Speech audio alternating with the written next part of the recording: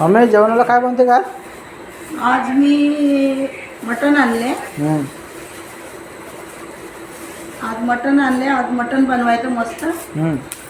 दही हंडीच्या निमित्ताने आज आपण मटण बनवणार आहे. सुक्कं मटण मस्त भाकरी.